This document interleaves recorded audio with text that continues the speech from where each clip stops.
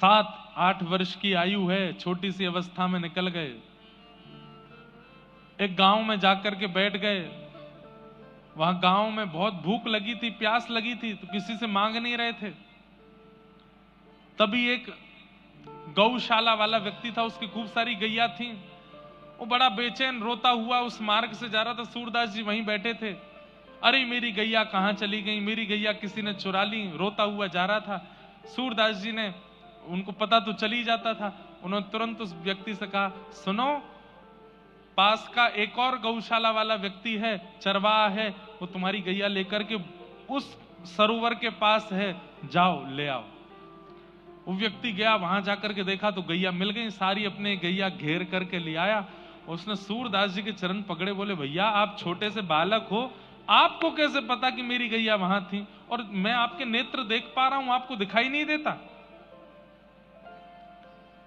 बोले मैं नयनहीन हूं, मेरे नेत्र ठाकुर जी वही देखते हैं। बोले मैं क्या सेवा करूं? बोले सेवा कुछ मत करो, 4-5 दिन हो गए घर छोड़ के निकल गए, कुछ खाया पिया नहीं है, थोड़ा हमको दूध पिला दो। उसने कहा महाराज जी दूध नहीं पिलाऊंगा, मैं तो एक गैया आपको दान कर रहा हूं। बोले गैया का हम क्या करेंगे, हम पे आंख तो है नहीं, कैसे चराएंगे? बोले मैं एक ग्वारिया भी दे दूंगा, वही चराएगा, वही दूध निकाल के आपको पिलाएगा। सूरदास जी बोले बढ़िया है, दूध पिएंगे, भजन करेंगे ठाकुर जी का।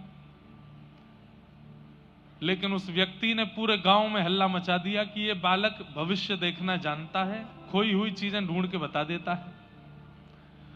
अब तो महाराज वहां इतनी भीड़ लगने लगी। कोई बोला मेरा बेटा खो गया, उसको बता दो कहां है, सूरदास जी बता देते वहां है। कोई बोलता मेरे बेटा का ब्याह कब होगा बता दो, तो बता देते। मेरी बेटी का किस दिशा में ब्याह होगा, सूरदास जी बता देते, दक्षिण दिशा में उस फलाने नाम के नगर में एक सेठ है, उनके बेटे से ब्याह होगा।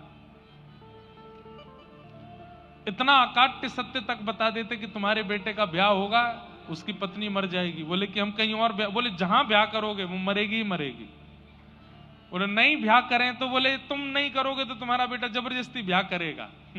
ब्याह तो इसका होगा, और इसके योग ऐसे हैं कि इसको पत्नी की मृत्यु देखनी ही पड़ेगी, ऐसा भविष्य कथन करते थे लोग बाग। इतना दान्य पुण्य, चमत्कार को नमस्कार है, इतना दान पुण्य करने लगे, इतना उनको धन धान्य। एक गैया थी पहले उनके पास, अब तो गौशाला खुल गई सूरदास जी की, तो महल बन गए उनके, सेवक हाथ पांव दबाने लगे। एक दिन सूरदास जी के मन में इतना वैराग्य आया,